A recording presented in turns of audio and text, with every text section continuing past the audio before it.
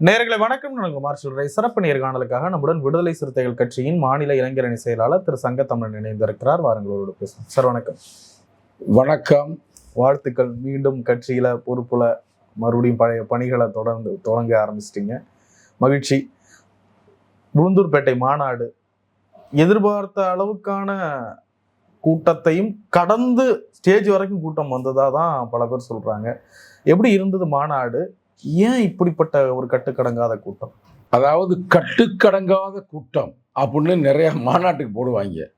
அதுக்கு ஒரு bench mark வேணும்ல. உங்களுக்கு கட்டுக்கடங்காத கூட்டம்னா என்னடா அர்த்தம் அப்படின்னா அது இதுதான் அர்த்தம். உளுந்தூர் பேட்டை தான் அதுக்கு பேர். ஆனால் நேற்றிலிருந்து அதுக்கு பேரே சிறுத்தைகளின் கோட்டை. அது உளுந்தூர் பேட்டை அல்ல, சிறுத்தைகளின் கோட்டை ஆகிவிட்டது. அந்த அளவுக்கு, அதாவது நம்ம யாருமே எதிர்பார்க்கல. நாங்கள் எதிர்பார்த்தது ஒரு 5-6 லட்சம் வருவாங்க அப்படின்ற மாதிரி நம்ம எதிர்பார்த்தது. ஆனால் என்னத்தை சொல்கிறது, 10 லட்சத்துக்கு மேலே வந்துட்டாங்க. உளவுத்துறை ரிப்போர்ட்டே சொல்லுது எபோ 10 lakhsன்னு.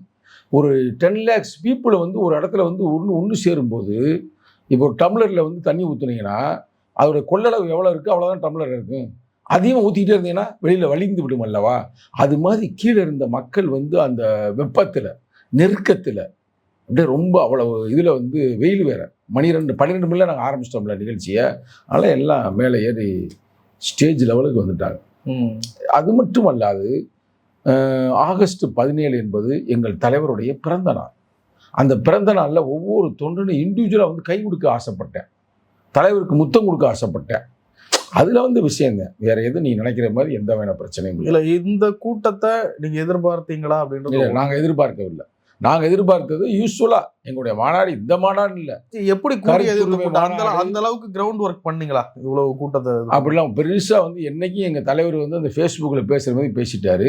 இதில் என்ன சிறப்புனா, அதாவது தமிழர் எழுச்சி மாநாடு அப்படின்னு போடுறோம்ல, ஒரு பிறந்தநாளை முன்னிட்டு தமிழ் தேசிய எழுச்சி மாநாடுன்னு.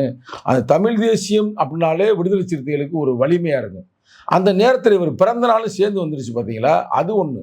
இன்னொன்று, இந்த திமுக விட்டு வெளியேறிட்டோம் பார்த்தீங்களா, அது ஒன்று. இன்னமும் சொல்ல போனால் இன்றைக்கி நாங்கள் ஒரு அமைச்சராகிட்டோம். ஆட்சியிலும் பங்கு, அதிகாரத்திலும் பங்கு, அதில் ஒன்று.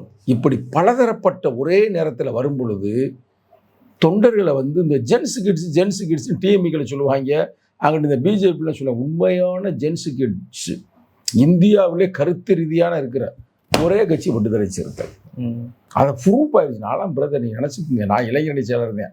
எனக்கு வேணுமா இப்போ வயது கூட இருக்கலாம், கரெக்டாக. நாங்கள் தொடர்ந்து 10 வருஷம் இந்த அமைப்பில் இந்த பொறுப்பில் நான் இருக்கிறேன். நீங்கள் சொன்ன மாதிரி இடைநீக்கம் செய்யப்பட்டு திருப்பி அதே பொறுப்பு தான் வந்திருக்குன்னு வச்சுங்களேன்.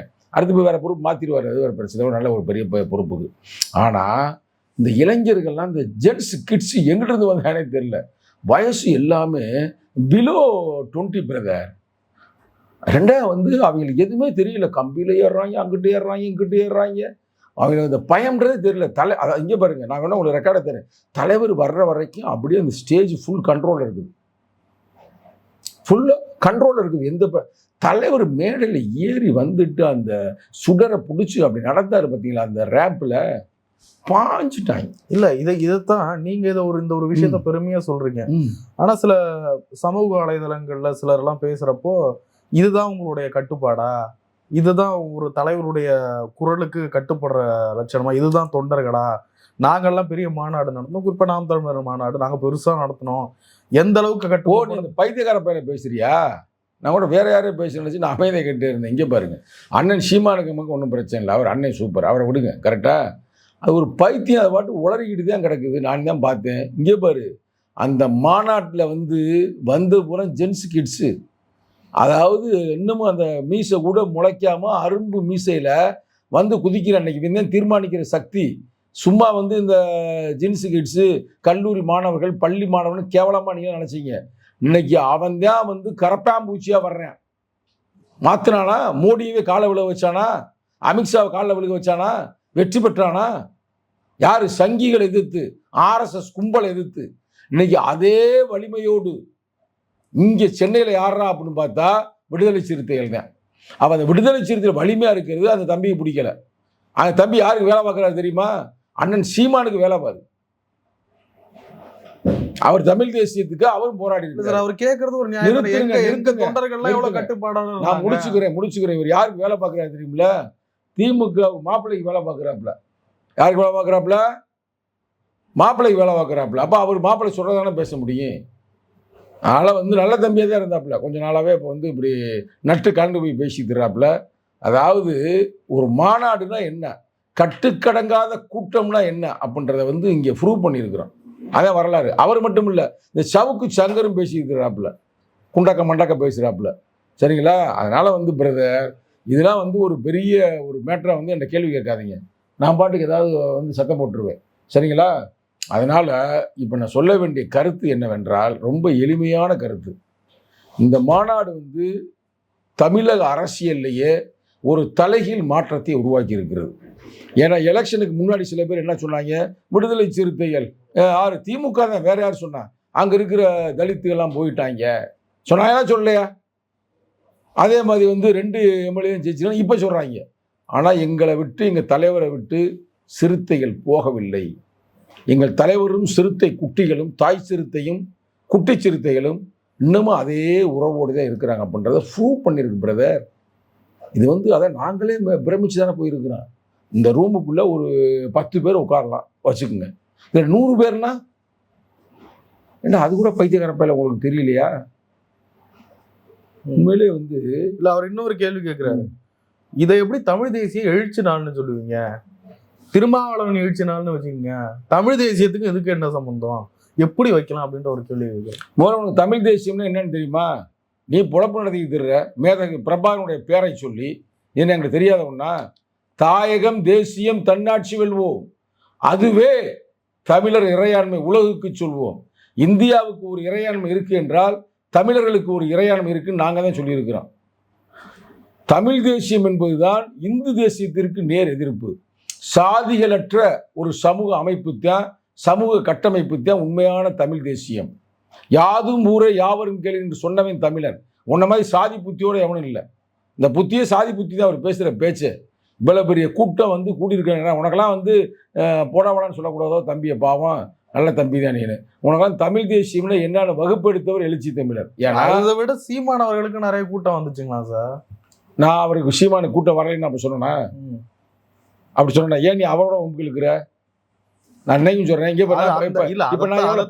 மறுபடியும் ஒரு கம்பேர் பண்றாரு. சீமான் அவர் எங்க கூட்டம் தான் கொள்கை கூட்டம். நிறுத்து. இத வந்து தற்குறிகள், இத வந்து தற்குறிகள் கூட்டம் அப்படின்னு தான் சொல்லுவாங்க. அதாவது நான் வந்து ஒரு விடுதலை சிறுத்தையா நான் பேசுறேன். நீ நான் தமிழரா பேசு. நீ திமுக காரனை பேசாத. உன் பேச்சு, உன் வாய்ஸு திமுக காரனை பேசினா கூட பரவாயில்ல, அதில் கூட ஒரு நாயம் இருக்கு. நீ வந்து பிஜேபி கைக்கூலியா பேசுறீங்க, சனாதானத்தின் மறு உருவமாக பேசுறீங்க. அப்புறம் என்ன உன் பேச்சுக்கு நான் என்ன பயிர் சொல்ல முடியும்? அதனால் தேவையில்லாத மற்ற கொஸ்டினை கேளுங்க பிரதர். நான் இப்போ நாள் பேசுகிறேன். இன்னைக்காவது வந்து அண்ணன் சீமானை பற்றி நான் பேசியிருக்கேன்னா, ஏன்னா அவர் சொன்னது நல்லா கேட்டுக்க. தம்பி பேர் என்னப்பா? தம்பி பேர் சாட்டை துறை. தம்பி பேர் சாட்டை, ரைட்டு. பேர் உண்மையான பேர் என்னன்னு தெரியல. நீ சாட்டை சுற்றிட்டு தெரியல, இல்லை சாட்டை கம்பெனி வச்சுருக்கியான்னு தெரியல. கரெக்டா? அதாவது நல்ல தெளிவாக தெரிஞ்சுக்க. ஏறக்குறைய ஒரு 10 ஆண்டுகளுக்கு முன்னால் நான் துபாயில் இருக்கும் பொழுது தமிழ் தேசிய எழுச்சி மாநாடு மாதிரி அந்த காலகட்டத்தில் தமிழ் தேசிய ஒரு கருத்தரங்கு நடத்தினோம். அந்த கருத்தரங்கத்தில் லைவில் 10 வருஷம் ஆகல, நம்ம கொரோனா காலத்தில், கொரோனா முடிகிற அந்த தருணத்தில் அப்போ வந்து இவர் கொடுக்கப்பட்ட தலைப்பு தமிழ் தேசியமும் எழுச்சி தமிழரும் கொடுத்து அவர் அண்ணன் வந்து பேசினார். அவர் என்ன சொன்னார்? தமிழ் தேசியத்தை நான் மேதகு பிரபாகரனிடம் இருந்தும் அண்ணன் எழுச்சி தமிழிடம் இருந்து நான் கற்றுக்கொண்டேன். சொன்னது யாரு? சொன்னது யாருங்க? சீமான் அவர்கள். அண்ணன் சீமான் அவர்கள். எவ்வளோ அழகாக சொல்கிற அண்ணன். ஏனாமான தமிழர்கள், தமிழ் பண்பாடோடு கலாச்சாரத்தோடு இருக்கணும். எல்லாம் வாய் ரொம்ப பேசியிருக்கிற தம்பி, பேச்சை கொஞ்சம் அடக்கி பேசு, ரைட்டா? அந்த கூட்டம்லாம் வந்த கூட்டம்லாம் அந்த வரலாற்றில் வந்து சாதியை ஒழிப்பதற்கு புறப்பட்டிருக்கிறார்கள். அதே தமிழ் தேசியம். சாதி ஒழிப்பே மக்கள் விடுதலை. சாதி ஒழிக்கப்பட்ட தமிழர்களே உண்மையான தமிழ் தேசிய புலிகள். நீ என்ன நம்மகிட்ட வந்து கருதி கேட்டுக்கிருக்க தமிழ் தேசியத்தை பற்றி? நாங்கள் தான் வந்து, நீலாம் வந்து மேதகு பிரபாகரன் அவரை ஒரு சினிமா ஸ்டார் மாதிரி பார்ப்பீங்க. நாங்கள் அவரை கொள்கை கோட்பாடோடு பார்க்குறோம். ஈழத்தில் நாங்கள் படாத துன்பத்தை நேரடியாக பார்த்து. நீலாம் அங்கே போயிருக்கிறியா? தெரியுமா உனக்கு அந்த வரலாறு? ஈழத்தில் என்ன நடக்குன்னு தெரியுமா? அதே நான் சொல்லுவேன். ஈழம் என்றால் சேரி, சேரி என்றால் ஈழம். அண்ணன் என்றால் தம்பி, தம்பி என்றால் அண்ணன். பிரபாகரனுக்கு இன்னொரு பேர் இருக்கு தெரியுமா? இன்னொரு பேர் இருக்கு தெரியுமா? தெரியாத? கரிகாலன். கரிகாலன் என்றால் என்ன? திருமாவளவன். பிரபாகரன் என்றால் கரிகாலன், கரிகாலன் என்றால் திருமாவளவன். அவர் அன்பா தம்பின்பாங்க, எங்க தலைவர் அன்பா அண்ணன்பாங்க. நல்லக்கண்ண ஐயா அவரோட போய் பார்க்க போனேன். 98 வயசு அப்போ அந்த காலத்துல. அண்ணன் நல்லா இருக்காரான்னு கேட்டார். எனக்கு உடனே ஐயாவுக்கு 98 வயசு, நீ எந்த அண்ணனை கேட்குறீங்க?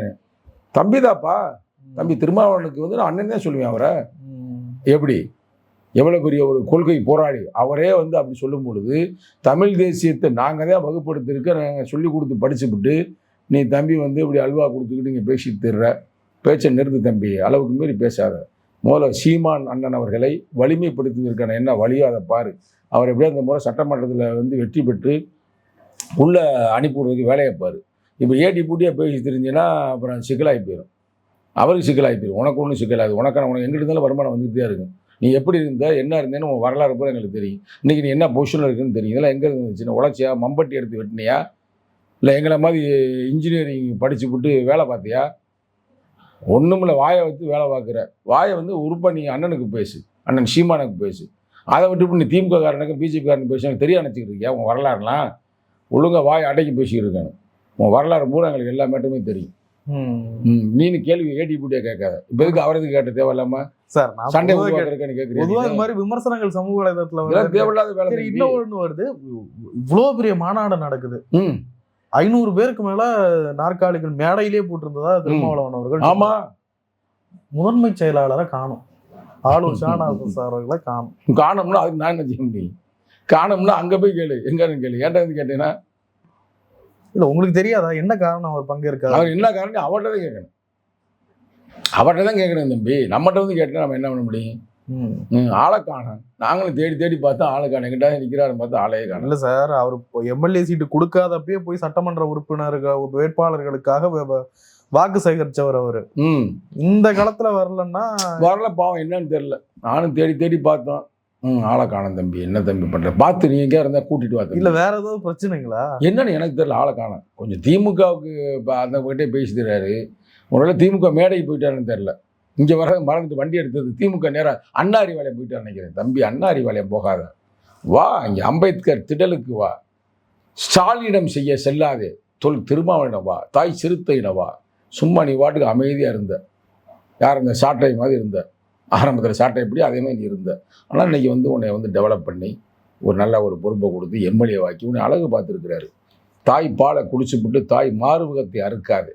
ஆகையால் அண்ணனிடம்பா அன்பாக அழைக்கிறேன். அவர் சமீபத்தில் இந்த திராவிட முன்னேற்ற கழகம் சார்ந்த விழாவிலெல்லாம் பங்கெடுத்தாரு. உங்க தலைவருடைய ஒப்புதலில் தான் பங்கெடுத்தாரா? நீ அவர்கிட்ட தான் கேட்கணும், உங்களுக்கு தெரியலையோ? நாங்கள் இப்போ வந்து திராவிட முன்னேற்ற கழகம் கூட்டிலிருந்து வெளியேறி ரைட்டா, இன்று நாங்கள் வந்து டிவிக்கே விடுதலை சிறுத்தைகள் ஐக்கியமாயிடுச்சு மரியாதை அஃபிஷியல் கூட்டணி, தேர்தல் கூட்டணி இப்போ அறிவிப்பாருங்க தலைவர் அதி விரைவில். ஆனால் சொல்லிட்டார்ல, கொள்கை கூட்டணி சொல்லிட்டார்ல. தமிழ் தேசியம் என்ற அந்த களத்தில் விடுதலை சிறுத்தைகளும் டிவிக்கேவும் இணைந்து களமாடும் எங்கள் தலைவர் சொல்லிட்டாரு.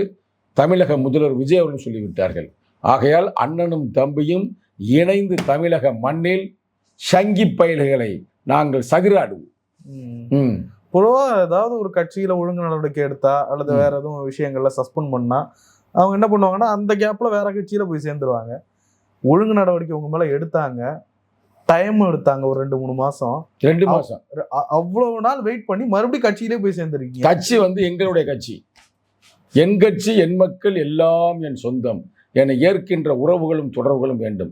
விடுதலை சிறுத்தையில் வாய்ப்புகள் வந்து விடுதலை சிறுத்தையில் இருக்கிற ஒவ்வொரு தொண்டனும் தலைவனிடம் ஐக்கியமாயிருப்பேன். 1000 பிரச்சனை வந்தாலும் தலைவர்கிட்ட நாங்கள் பேசுவோம், கோவப்பட்டு கூட கேட்போம், தட்டி. இல்லை அதை நீங்க ஒரு அவமானமா பண்ணலையா? எப்படி? நான் இதை பெருமையாக நினைக்கிறேன். பல வந்து சூழ்ச்சிகளின் காரணமாக நான் இடைநீக்கம் செய்யப்பட்டேன். அன்று சூழ்ச்சிகளை வந்து நம்ம கதையை முடிச்சுவிட்டு இன்னைக்கு நம்ம வந்து வெற்றி பெற்று இருக்கிறோம். இப்போ விடுதலை சிறுத்தைகள் கட்சியின் தலைவர் திருமாவளவன் அவர்கள் தமிழ் தேசிய களத்தில் ஒன்று சேர்ந்து பயணிப்போம் அப்படின்ற மாதிரி சொல்லியிருக்காரு. திராவிட முன்னேற்ற கழக கூட்டணியிலிருந்து அஃபீஷியலா நீங்க வெளியில வந்துட்டீங்க அப்படின்றத இப்போ புரிஞ்சுக்கலாமா? அப்படியே புரிஞ்சுக்கிறீங்க, ஒன்றும் கன்ஃபியூஸ் ஆகாதீங்க. ஆனா வரக்கூடிய காலங்கள்ல அப்ப நீங்க விஜய் அவர்களோட சேர்ந்தா திமுகவை எதிர்க்க வேண்டிய சூழ்நிலை திருட்டு திமுகவை எதிர்க்கிறத விட வேற வழியே இல்லை, எதிர்த்தே ஆக வேண்டிய ஆளுநர் ஷானவாஸ் அவர்கள் அங்க போய் அந்த மேடையில பேசுறாரு. அப்படியெல்லாம் கொள்கை மாற முடியாது. நாங்க அப்படிலாம் மாறலைன்னா நீ வந்து அவர் எப்படி மாறலாம் இருக்கிற சொல்லுது, அப்படிலாம் மாறலாம்னு அவரை மாதிரி டிசைன் காட்டுற. அப்ப எப்படி மாறலாம்ன்றத விளக்குங்க சொல்லுங்கப்பா. சார், ஒரு கொள்கையில பயணிக்கிறோம், திடீர்னு ஒரு வெற்றி தோல்விக்காக கொள்கை வந்துருமா? இதெல்லாம் சந்தர்ப்பத்துல இணைஞ்சது, அதெல்லாம் காணாம போயிடும். கொள்கைக்காக நின்னதே, நீண்ட காலம் நின்னதே கருத்து சதறிடுச்சு. இதெல்லாம் எத்தனை நாள் தாக்கு பிடிக்கும்ன்ற மாதிரி அவர் பேசுறாரு. கொள்கையோடு களமாடக்கூடிய ஒரே அமைப்பு இந்தியாவிலேயே விடுதலை சிறுத்தைகள் தான். புரியுதா தம்பி? என்ன கொள்கை? சமூக நீதி, தமிழ் தேசியம், பெண்கள் விடுதலை, தலித்து விடுதலை, சாதி ஒழிப்பு, பாட்டாளி வர்க்கத்துடைய விடுதலை, ஏகாதிபத்திய எதிர்ப்பு. இது மாதிரி அந்த ஸ்டார்ல 5 முனைகள். அந்த 5 முனை கோட்பாடோடு இன்னைக்கு தமிழ் தேசியத்திற்கு நான் குரல் கொடுப்பேன், அண்ணன் திருமா அவர்களுடன் களத்தை வலுப்படுத்துவேன்னு லெட்டர் கொடுத்தாரா கொடுக்கலையா விஜய் அவர்கள்? நாங்கள் மேடையில் பேசணுமா பேசலையா? எங்கள் தலைவர் படித்து காட்டினார்ல. அப்போ தமிழ் தேசியம்ன்ற புள்ளியில் நாங்கள் இணைகிறோம். அவருடைய கட்சி பேர் தெரியுமா? விஜய் கட்சி பேர் என்ன தெரியுமா? என்ன கட்சி சொல்லுவோம்? அப்போ தமிழக வெற்றி கழகம். அங்கே ஒன்றும் திராவிட வெற்றி கழகம் இல்லை. அப்போ போலி திராவிடங்களை ஒழிக்க வேண்டும். ஒரு பட்டு திமுக முடிஞ்சு, ஒரு பட்டு அதிமுக முடிஞ்சு. இனிமேல் திராவிடம்ன்ற போலி திராவிடங்களை பேசாதீங்க. தமிழர்களாக ஒன்றிணைவோம், தமிழர்களாக மீட்டெடுப்போம், தமிழர்கள் வாழ்வில் நல்ல வளத்தை உருவாக்குவோம். ஆக நாங்கள் 2 பேரும் சேர்ந்து இருக்கிறோம். சரிங்களா தம்பி? வேற ஒரு கேள்வி சார். உங்க கட்சியினுடைய எம்எல்ஏ அவர்கள் ஒரு கோரிக்கை ஒன்று வச்சாரு. சட்டமன்ற உறுப்பினர்கள் நேர்மையாக செயல்படுவதற்கும், ஏழை சட்டமன்ற உறுப்பினர்களுக்கு கொஞ்சம் வசதி வாய்ப்பு உண்டாவதற்கும் அவங்களுக்கு கார் வேணும், இன்னும் சில விஷயங்கள்லாம் வேணும்னு கேட்டது. ஒரு வாரத்தில் அறிவிச்சிட்டார் முதலமைச்சர். இதுதான் முதலமைச்சர். இப்போ ஏன் முதலமைச்சர் நாங்கள் பாராட்டுறோம் தெரியுதா உங்களுக்கு? இந்த நேரத்தில் வந்து உங்கள் யூடியூப் மூலமாக எங்களுடைய எம்எல்ஏ யார் தெரியுமில்ல? ஜோதிமணி அவர்கள். ஜோதிமணி ஐயா அவர்கள், இளைய பெருமானுடைய அன்பு மகன். அவர் ஒரு கோரிக்கை வச்சார், நியாயமான ஒரு கோரிக்கை வச்சார். உடனே முதல்வர் அறிவிச்சிட்டார், வச்சுக்க வாகனம் தானே வேணும், வாகனப்படியாக ஒவ்வொரு எம்எல்ஏக்களுக்கு 75,000 ரூபா மாதம் கொடுப்போம் அப்படின்றது வந்து வரலாற்றில் ஒரு சிறப்பை அவர் மட்டும் கேட்கல, தனக்கு மட்டும் தனியாக வாங்கிக்கிறல, எல்லாருக்கும் வாங்கி கொடுத்துருக்கிறாரு. அதான் விடுதலை சிறுத்தையின் வளர்ச்சி. அதே நேரத்தில் ஒரு கருத்தை வந்து உங்கள் சேனல் மூலமாக சொல்ல ஆசைப்படுகிறேன். இன்று தலித் இளைஞர்கள் எல்லாம் வெளிநாட்டில் சென்று படிப்பதற்காக அம்பேத்கர் திட்டம்னு ஒரு திட்டம் இருக்குது, அயலக படிப்பு திட்டம்னு, ஸ்காலர்ஷிப். அந்த ஸ்காலர்ஷிப்பில் வந்து 36 லட்சம். நீங்கள் வந்து ஒரு தலித் மாணவன், நீங்கள் வந்து மேல் படிப்பு படிக்க வேண்டும் என்று ஆசைப்பட்டால் நீங்கள் சென்று படிக்கலாம். அதில் சில குளறுபடிகள் இருப்பதாக இப்போ வெளியே செய்தி கிடைத்திருக்கிறது. குறிப்பாக என்ன குளறுபடினா, அந்த 36 லட்சம் ஒதுக்குறாங்க, ஆனால் அது முறையாக அவங்களுக்கு விசா கிடைக்காம இருக்குது. அந்த லண்டன்லேருந்தே லெட்டர் கொடுத்துருக்குறாங்க. என்ன லெட்டர் கொடுத்துருக்காங்கன்னா, ஹோம் லெட்டர் என்ன கொடுத்துருக்குறாங்கன்னா, நாங்கள் சென்ட்ரல் கவர்மெண்ட் ஸ்காலர்ஷிப்பை ஏற்றுக்கொள்வோம், தமிழ்நாட்டு ஸ்காலர்ஷிப்பை ஏற்றுக்கொள்ள மாட்டோம். தமிழ்நாடு மட்டுமல்ல, ஸ்டேட் கவர்மெண்ட். ஏன்னா ஸ்டேட் கவர்மெண்ட்டில் ஒழுங்காக கொடுப்பதில்லை அப்படின்னு பல பிரச்சனை ஓடிக்கொண்டிருக்கிறது. அதையெல்லாம் தமிழக முதல்வர் தளபதி விஜய் அவர்கள் சரி செய்வார் என்று நான் நம்புகிறேன். நிறைய விஷயங்களை பேர் பண்ணி நன்றி சார். நன்றி, வணக்கம்.